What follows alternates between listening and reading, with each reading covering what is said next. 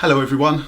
I wanted to take this opportunity to update you on how the global COVID-19 pandemic has impacted the world of rhino conservation. But firstly, let me start by saying that I hope all of you and your families are well and that you have managed to stay healthy during these difficult times. Let me also take this opportunity to thank all of you for your amazing and continued support. I fully appreciate that these are very difficult times and that many of you are facing an uncertain financial future. But despite this, you continue to support us. It's truly heartwarming to see the number of donations, adoptions, and how many of you have entered our prize draw to name a baby rhino. Thanks to your support, we've been able to provide funding to both the Zululand Rhino Orphanage and the Black Mamba's Anti-Poaching Unit to keep them operational for the next 3 months. We've also been able to provide support to the Aerial Anti-Poaching Unit of the African Rhino Conservation Collaboration, or ARC, as well as continuing to provide funding to Olpejeta Conservancy to help keep their rhinos safe, which, as many of you will know, includes Nain and Fatu, the last 2 northern white rhinos in the world, as well as the largest black rhino population in the whole of East and Central Africa. The COVID-19 pandemic is obviously having an unprecedented impact on all of our lives. And while rhino and indeed all endangered species are none the wiser about this coronavirus, it threatens to have a devastating impact on their lives too. As you may have seen over the last few weeks, this is the most worrying of times for our projects in the field. A lot of them rely almost completely on income from tourism, a source that has been switched off overnight. They also rely a lot on the support of NGOs like Helping Rhinos.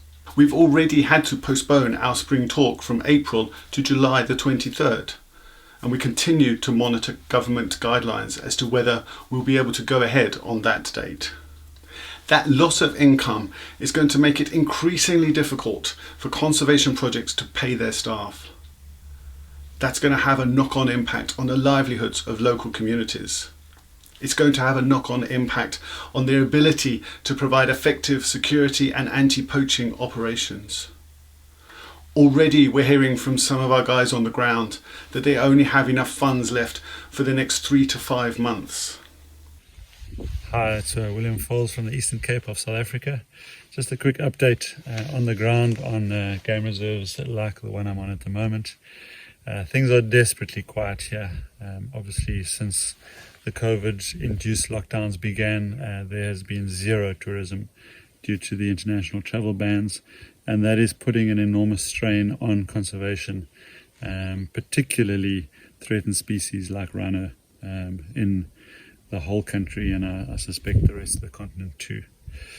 So what we have done over the last 4 weeks is spent this time trying to reduce costs wherever we can, cutting out any frills and fringes, and many reserves like the one I'm standing on have reduced their budgets by more than 50% in an effort to stretch out the remaining funding for possibly another 3, 4 or 5 months at the most. And then there will be no more. So we are under enormous pressure. All I can say in the midst of a huge humanitarian crisis back home is thank you to all those that have managed to keep on supporting conservation. We appreciate that your needs are in other places, and we sympathize enormously in what you are going through back home. But just a huge thanks for everything that you have done over the years. I want to specifically thank Helping Rhinos, because I know that we had many awareness and fundraising events planned for this year, which are now going to have to be adjusted under the COVID conditions. And I ask all those that are able to support Helping Rhinos for whatever projects lie ahead this year to please keep them in mind and dig deep wherever possible, because these animals and these landscapes still need us as dedicated conservationists to keep protecting them and looking after them while the pressures of humanity increase all around us. So thanks Helping Rhinos, and thank you to all those that support him. So it is a desperate situation, but all hope is not lost.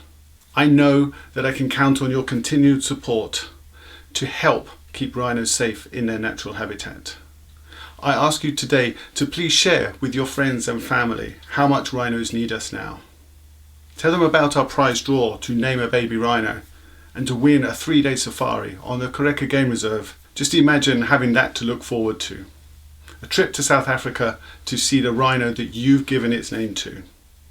It costs just £10 to enter, and all of that money goes to help keep rhinos safe and keep anti-poaching operations on the ground going. So if you'd like to enter, please go to givergy.uk/helpingrhinos2020 and follow the links to name a baby rhino.